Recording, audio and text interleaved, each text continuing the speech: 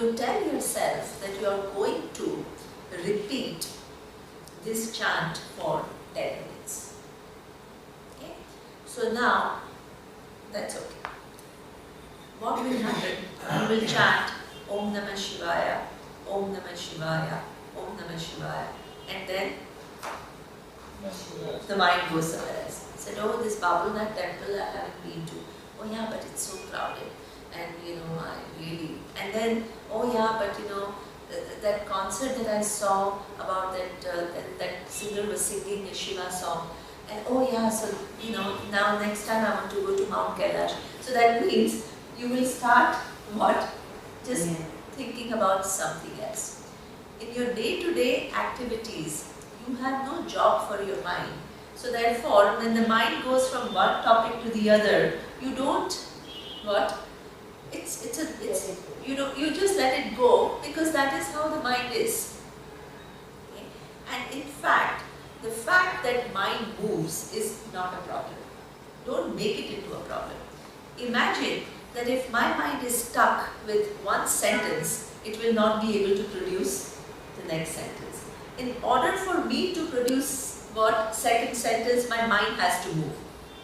The nature of mind is to move. Nobody can actually, it's not healthy to stop the mind from moving. Imagine if I'm looking at the tree and my thought will get stuck at the tree. Next minute, I will not be able to look at any other object because my mind is stuck. Moving mind is not a problem. Then what is the problem? The problem is, in that moving mind, I want the mind to do one thing, it ends up doing something else. So that means there is distraction. So I want the mind to move, right? It's one thought, one chant, Om Namah Shivaya, next chant, Om Namah Shivaya. Mind is moving, okay? But the mind is not moving in the way that I want it to move. I want it to say Om Namah Shivaya and it's ending up thinking about something else. So that means that gives us an insight about our relationship with the mind. That even for 10 minutes in a day, you can't get it to do what you want it to do. So that means we are not managing the mind is managing us. It's taking us for a ride.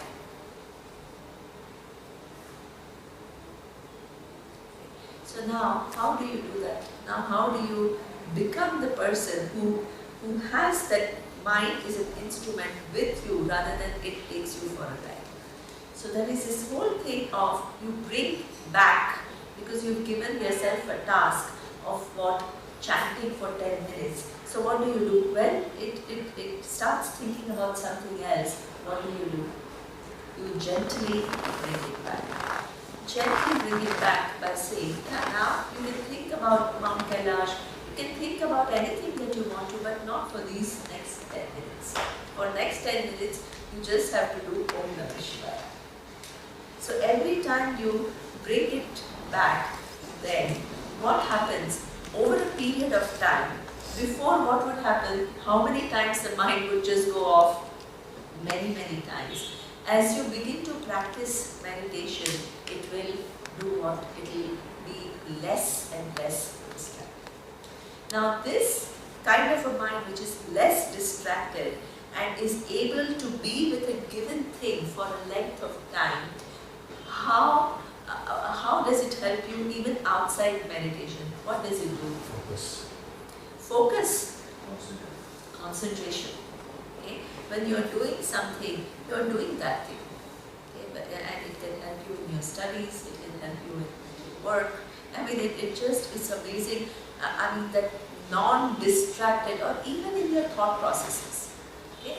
When somebody is making decision, the person is bringing so many different factors, some of which are totally unrelated to this decision making of what needs to be done now. Okay. So that focus gives us, now what am I trying to solve first, and what are the relevant factors, and within those relevant factors, what is within my sphere of influence and what is not within my sphere of influence. Even if you begin to have certain amount of focus like that, I'll tell you, your decision making itself will become so much easier. Because all the information is all jumbled up with no clarity. And from there we create feeling of vulnerability. Because yes, there are certain variables over you have no control, it's true. But we put it all together. But there are certain variables over which you do have control. And we have no clarity. So therefore, that focus also helps us to sort out things. Then, the next benefit of this mantra meditation is that when you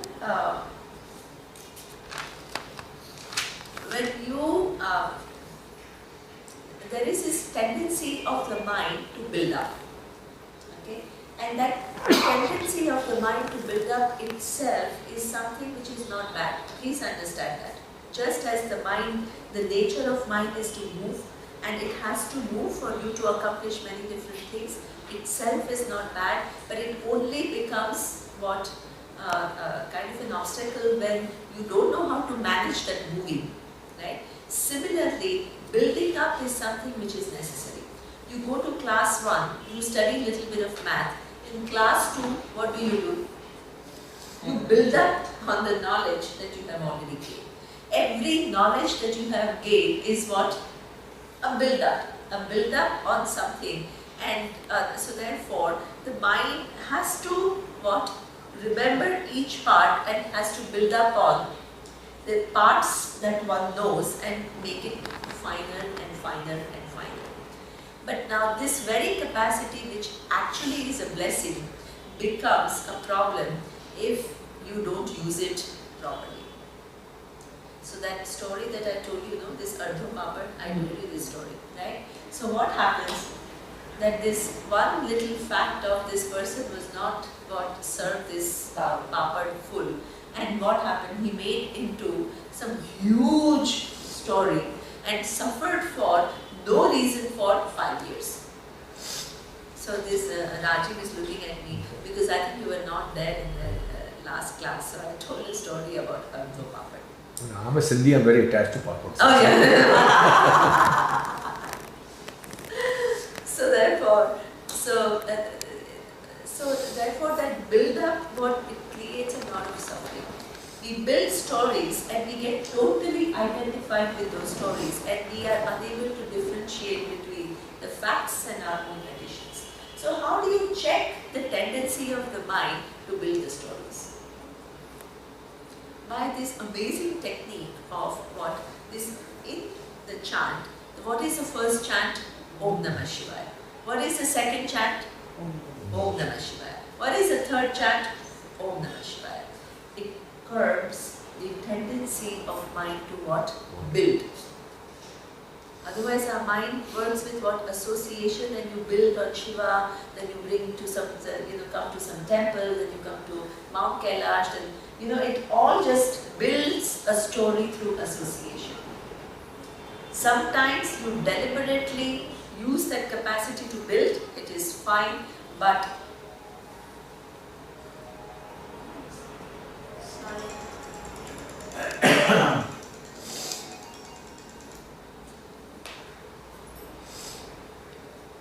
right? So that tendency to build has to be curbed. So that is by repeating the same chant. That is the second thing it does. The third thing it does, in between two chants, what is there? Gap. There is a gap. And what is that gap? Silence. Okay. Now this silence is something which is between two thoughts. There is always a silence. You can't have two thoughts without that little gap. But that gap is so small that what happens, we don't notice it. When we don't notice it, what happens? We miss out on a very important fact, which is our relationship with the thoughts. For us, whatever is the thought becomes what? The nature of life. Your whole thought life becomes what? It gets loaded onto the nature of your life. By understanding the fact that between the two thoughts there is silence, and who am I? Am I silence? Am I thought? Or am I observer of both?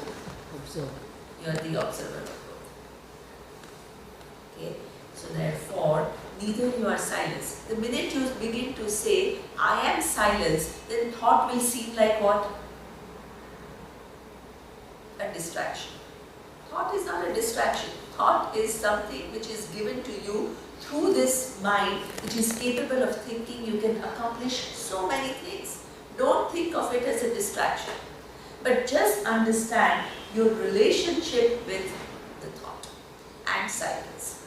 You are the observer who observes thoughts and silence. This is a fact. I've heard a saying that between the silence between The silence between Between the two two. thoughts. is where all creation is born. Like for silence between the two notes of the music is the music. So that means to have that inner vision. See, the thing is that when we are so cluttered in our thinking and we are not able to spend some quiet moments, right, then it curbs our creativity. That is true. Okay? But at the same time, it doesn't, from that silence comes creativity, right? So that creativity is with reference to thought. So therefore, thought is not a distraction. It gives you that center point which you are not coming in touch with, right? From there comes all the creativity. But what's your relationship with the silence? It's not you. It is something which is the invariable presence. When there is thought, are you there or not? To know its presence. Are you there or not? You are there. When the thought is not there, which is what we call silence, are you there or not? You are very much there. So therefore, the Upanishads say, who are you?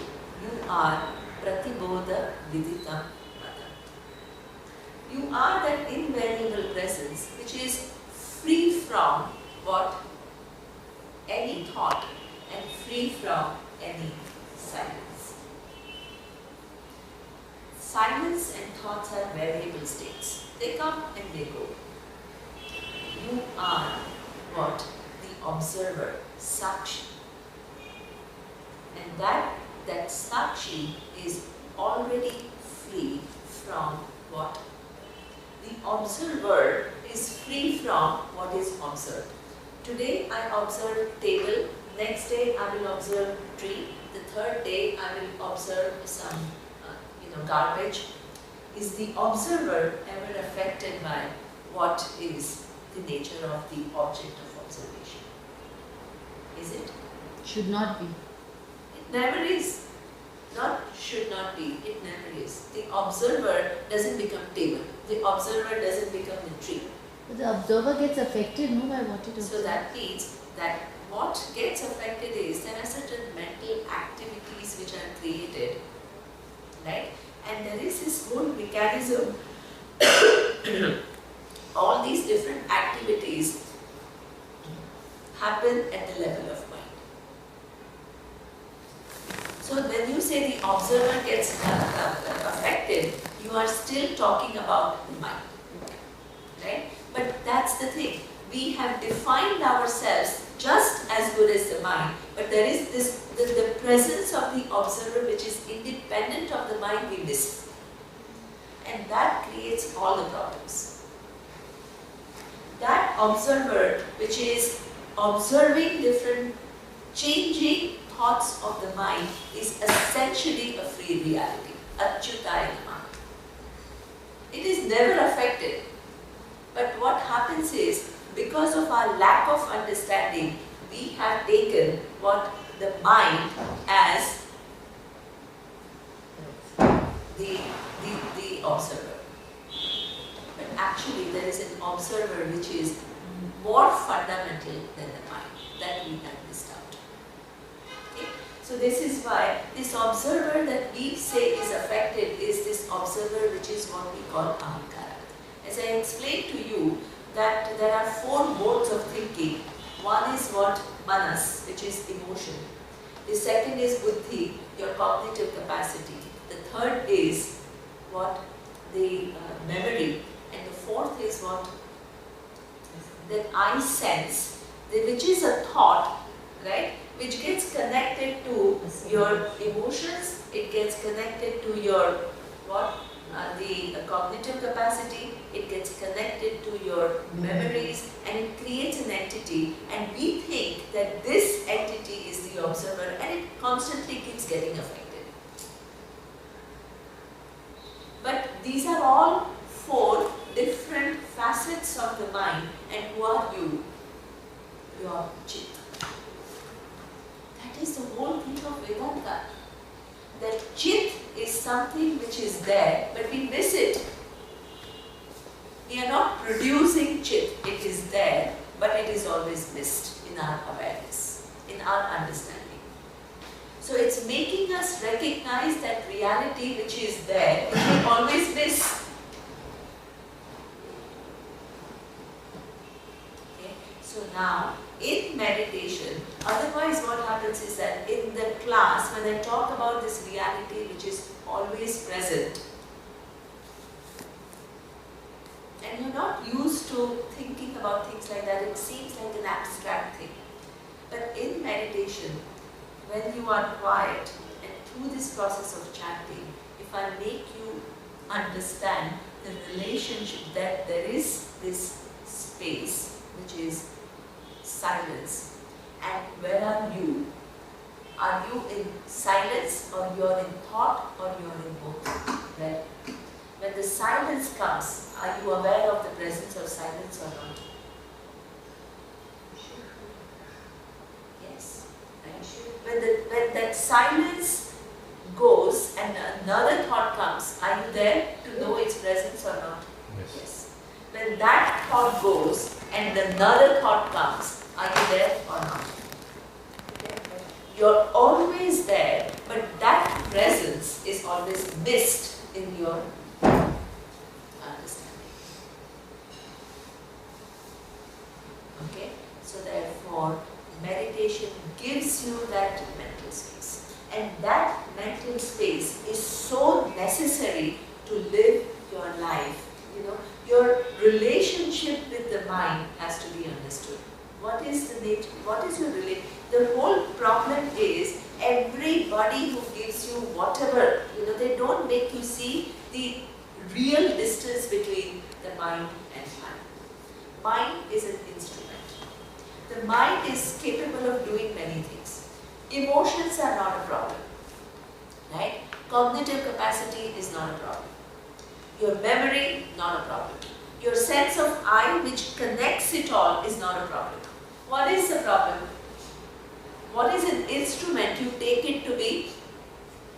I. That is the problem. The characteristics of the instrument are taken to be the characteristics of I, and then therefore all the limitations which are also, like every instrument has some limitations. The limitations of that instrument are also what? Imputed on I, and then you create distortions. This is the problem. Where is the music? It's like our teacher used to say that when an actor goes and acts in a play, what is the relationship between the role and the actor? Are the two one? They are not one. Why not one? You don't really become the king, or you don't become the devil. Excellent. You remain what you are. You are playing. Absolutely. So that means that when you are playing a role of a beggar, you don't become really the beggar. Okay? So that means there is a real distance between what the actor and the role that the actor plays. Now imagine an actor starts thinking that I am the beggar. What will happen? The actor will go to mental institute. Because that real distance, it's a real distance. It's not an advice. Please understand, Vedanta doesn't give you an advice. It makes you see a reality. There is a real distance between the mind and I. Antakarana is the mind and its four faculties. What is the nature of I? Satyam, Jnanam, Anantam, Brahma. The whole problem we have is what? The mix-up. Something which is an instrument is taken and the limitation, it's a limited instrument. But it's an amazing instrument. We have lost that distance between I and the mind. And through that, because any instrument is limited, and so therefore we have started defining ourselves as that limited instrument. And when that happens, what? Your eye gets loaded with all kinds of limitations. And that means your vision of the world is all distorted. It is like an actor taking oneself to be the beggar. Or a king. Let's say because the if your quality of, but it's actually free from both. So in meditation, you begin to discover this presence, chit, which you always miss otherwise. The minute you begin to discover the presence of chit, what happens is you don't need to deny the mind, you don't need to deny anything. Imagine that the actor knows that this beggar is only one role that I am playing. Does it mean that the person will be indifferent to the role? No. Will play it so well and will make you cry. So it's like in our lives, how many roles we play, Absolutely. like the mother, sister, Yes, daughter, how absolutely. we change from one role to the other without Being affected. effortlessly. Like if the mother comes, you know how to behave. Absolutely. So that means who are you? Who Am I a mother? Are, Who you are am I? free from all. Right? Because with reference to one person, with reference to your child, you are playing role of your mother, of his or her mother. Okay? With reference to your own parents, you are playing role of a child. With reference to your spouse, you are playing role, and with reference to your friends, with reference to your colleagues, you are playing different roles. But if you get lost in that one given role, what will happen? Everything else will go. Everything, the whole objectivity goes. So let's say this is what happens most of the time. Because in one role, there may be a challenge. Okay? Now, when we lose that perspective between the essential difference between me and the role, what will happen? That problem of that role will become what? Your own problem. And then it will occupy 95% of your mental time. Even in your own definition, you will not say, I am much more than any role that I play. In one of the roles, I have this given problem. That means you are not denying the problem, but you are giving it a proper perspective. When that is what taken as the problem, and your mind keeps what? Commit suicide. Yeah, then what happens? That whatever that problem is, let's say you have a problem at work with your boss, you come home and you shout, at somebody else. What does it mean? That one role is making That one role is, because of that lack of knowledge, that role is ruling your life. The problem in that role is ruling your life and is getting transferred in what all the other roles. And not only that, the distinction between you and the role is also messed up. So much non-clarity we have with reference to our lives. So meditation gives you that space without denying, right? And giving it the right place. When you give it the right place, your capacity to solve it also becomes much more. You're not overwhelmed because you know this is the, you localize it, you just give it the right place. Okay? So therefore, that gives you what we call the inner leisure. Inner leisure is coming from understanding of the fact that I am always free. And this is the only, Vedanta is the only place which will start by making you understand the fact that hey, you're already free from what? All the limitations. Every other discipline will what? You are limited, and let me show you some fix. It is something which is doing this invaluable service of making you see this fact about yourself, which is so much more than what you ever imagined.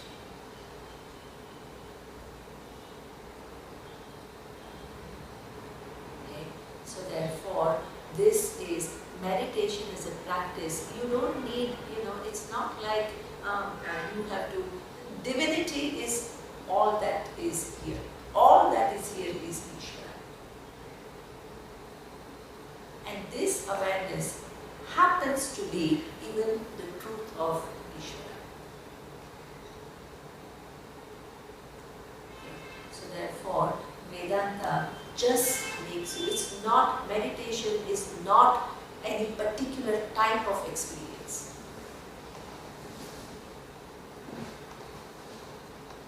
It is not even, because there is no real separation between you and divine.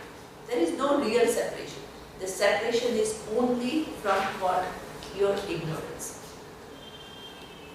So this whole meditation practice, according to Vedanta, is what? Making you what? Be totally alive to your own reality.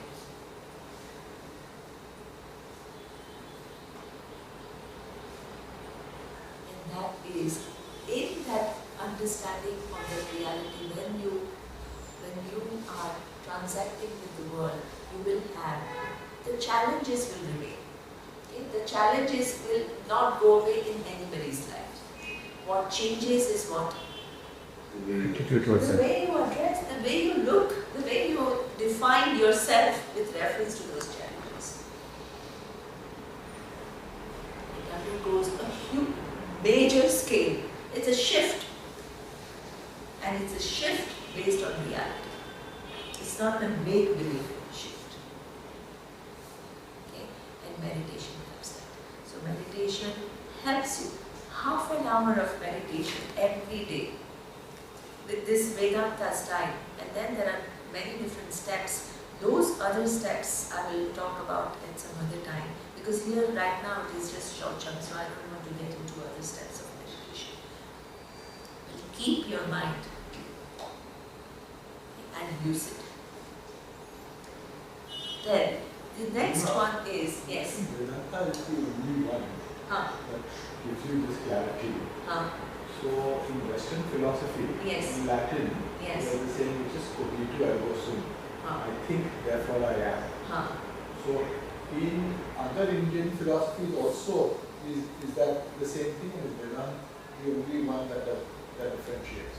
Yeah, so that's a good question, because there is a very famous that I think, therefore I am. So that That means means you're connecting yourself to the mind. You're giving, exactly. You're giving. Whilst we say that we are not the mind, We we are not the body, we are not the intellect. Exactly, absolutely. So that means now in other schools of thought, see when you study Indian spiritual heritage, right? Nowadays you have people talking about all kinds of things, and people become gurus and people have their own ideas. But I'm talking about the traditional. You go to Oxford, you go to Cambridge, you go to Harvard, and you want to study Indian philosophy, right? Spiritual heritage. You will study 6 different schools.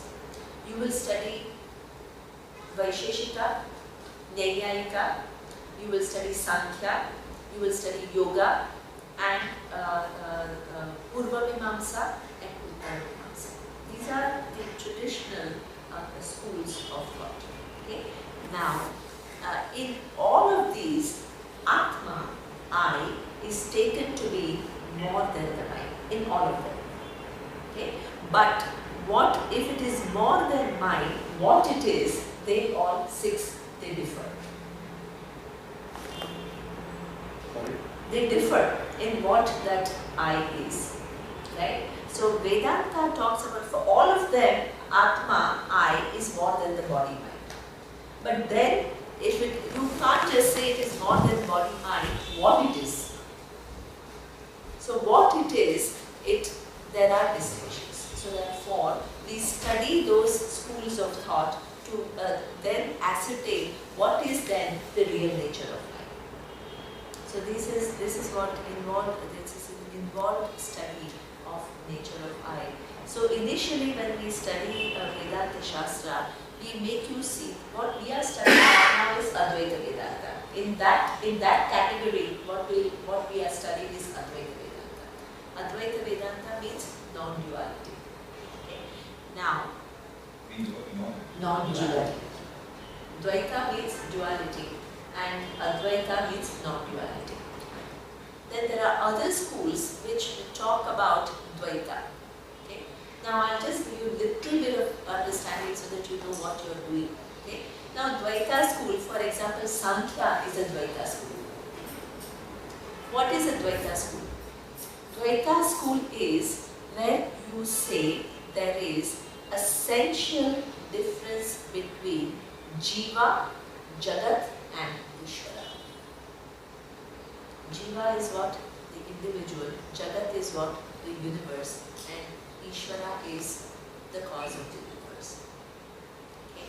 Advaita, what does it say? All is one. All is one. All these are different standpoints, right? And what is the reality is that one. How does that matter?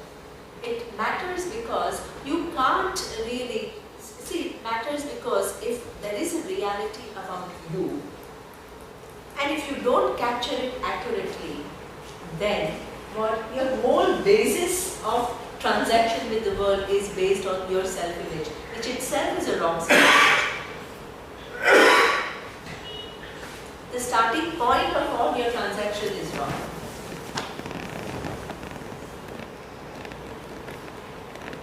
So that because in Dvaita what happens, just I'll tell you how that, so when they also do the same analysis, you're not the body, you're not the mind, then who are you, this awareness, okay?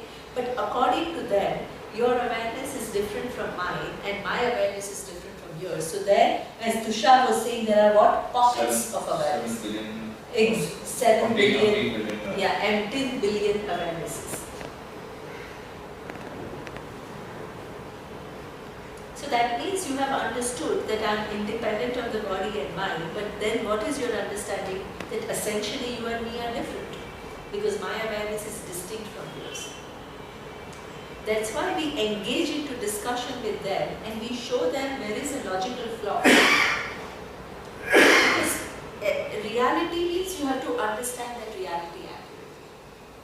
If all your vision of who you are, the starting point is wrong, then everything, every subsequent thing will end up being wrong. So you can't afford to have a wrong, and you can't afford to not understand the world accurately. Because the fact is, the world is mithya, and you think it to be absolutely real. You're starting at a wrong point.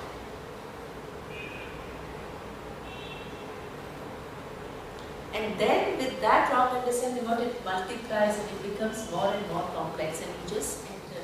So that's why the clarity about what is very essential.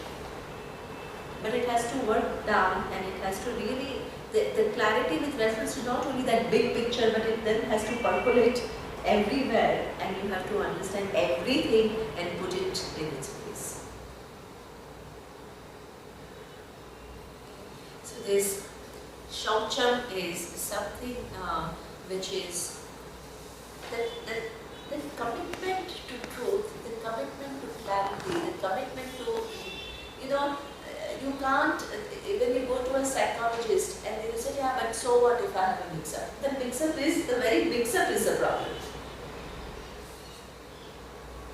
you want to get better, you can't but undo that mix-up. You can't say within this mix-up I want to keep that mix-up and you solve the problem. There is no solution. So if you really understood the moti ki mala, that everyone is a moti and that's the string, and so then it's easier to come back to understanding Yeah, so who we are and what. see, there are so many different aspects of Vedanta that you have to understand accurately. Because now you have to also, there is one reality that you have understood, that there is one string, which is that intelligence which puts together all the different beats. Right? Now you also understood that I am that awareness. So then you also then need to reconcile both, and you have to ask, so then what's my relationship with that intelligence? See, the whole picture, otherwise what happens is, we have parts of the picture, but it hasn't created a coherent vision of reality. All these different parts of the teaching have to what? Assimilate together and then make a coherent picture of reality. And that reality first has to be understood, and then it has to percolate in what your transaction with the world. So that takes time. Okay? The whole thing is that each part is understood, but how that part connects to the other part is not very clear. That's why one has to listen to Vedanta Shastra to really understand what is being said. Okay? So to answer your question, yeah, all these different schools of thought, they think about Atma as being independent of the body and mind, but that doesn't do the job. Because then you still have to ask that question, then what is that Atma which is independent of the body? Because there are so many different contentions, and which contention is right? So that's why it's an involved understanding. Now Shaucha and There are Sthairya. six different views. There are 6 different views within Indian philosophy. So when you say you are a Hindu, it doesn't mean that you are all Advaitins, not at all. So, and then there have been debates. So what are those different views? We'll talk some other. Yeah, I did it during this Brahma Sutra. So I did that in detail because in Brahma Sutra, which is the last text we study, we do all these different views. And we enter into a dialogue with them. And we should, yeah. What is the title of today's discussion? If we have searching it on the live stream, Huh? what is the title? We'll find it on the. No, you will just have the date and the time. This is the Gateway of India class. It's on the Gateway of India. So, Sthairya is perseverance, right? So that means, now what is the time? It's way past. 5 Yeah, I have in 10 minutes. Only 5 minutes. Afterwards, we'll leave at 10:50. 10:15. So Yeah, can let's we go do ahead. 5 minutes, 10:15. Okay. Sthairya is perseverance. So anything, any discipline that you study,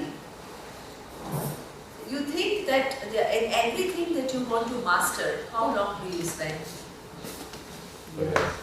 Years. Where you want They to say be 10,000 economist. hours. Yeah, 10,000 hours. 10,000 hours, right? So that means 1,000 hours anything. you become good. 10,000 hours you can be an office structure Yeah, or any skill. absolutely. So therefore, same thing with reference to Vedanta. Okay? You can't say, huh? Yeah, sthirta. Sthirta means that you need to persevere. What happens is, you study for 5 days, then you say, chalo, I know I'm not the body and I know that. So there is a very superficial way of knowing things. And there is no proper understanding, but you somehow say, I know it. Okay? And therefore, you miss it. Okay? So therefore, a lot of people say, so now, okay, you will finish Bhagavad Gita and then you will have to study about, let's say, some Upanishad. What is the subject matter of the Upanishad? Exactly the same as Bhagavad Gita. What is the subject matter? Who are you? What is the nature of the universe? What is the nature of the cause of the universe? how do you understand this bigger picture differently and how that you live your life differently. The whole thing is only about that. So whether you study Taittiriya Upanishad or you study Chandogya Upanishad or you study Mandukya Upanishad, it's ultimately the same. So then you say, yeah, but it's all repetition. Yeah, it is repetition. But it takes years. That repetition is not redundant. Because that repetition, it takes years for a human mind. Because our orientation with which that we have been living our life is what? I'm a limited individual. Everybody is separate from me. I am living in this huge universe where so many, which is separate from me and so many things I can't control. And I feel helpless. And I feel small. Inadequate. There is a lack. And no matter what I do, I can't get rid of it. That lack keeps on getting reinforced. And what is the vision of Vedanta? You are the whole. You are complete. You lack nothing. So now 1 hour of Vedanta which tells you, you lack nothing. And all the stories that you have created for not only this lifetime, but lifetimes before, is what reinforcing and reinforcing and reinforcing your individuality. What is going to have more strength? 1 hour of Vedanta or your orientation? 1 hour. Should be. You're very involved. You're still getting there. So that is an ideal case, right? That 1 hour of Vedanta does such a job that it actually takes over. And that's the whole idea. That as you do 1 hour of Vedanta and 1 hour of Vedanta and 1 hour of Vedanta, over a period of time, what will happen is Vedanta will prevail over your past patterns. Okay? And then that becomes a reality from where you operate. And that takes time. Okay? So therefore, that abhyasa, that repetition is something in the Shastra itself they say abhyasa is necessary. Rethink about the whole world and your position in it in a totally different manner. It's a paradigm shift. And keep on reinforcing that with all these different standpoints and strengthen it to see for yourself that how this vision of Shastra cannot be contradicted. No reason in this world can contradict what it says. So that means all our point of views are all partial or inadequate, not subject from with error. And you have to keep undoing it. So that's why it takes time. And even to get the vision accurately itself takes a long time, let alone to implement that vision. Because we've understood the paths, but we've not really given enough thought to how these different paths come together to produce one vision. What is the relationship of each one with the other? And that begins, that clarity begins to emerge more and more you listen to this Shastra. Okay? So that is Sthairya. Sthairya means staying with the person. Sthirasya bhava, Sthairya. Staying there. Okay? So that, I'll just finish with the prayer. So, that is the next value.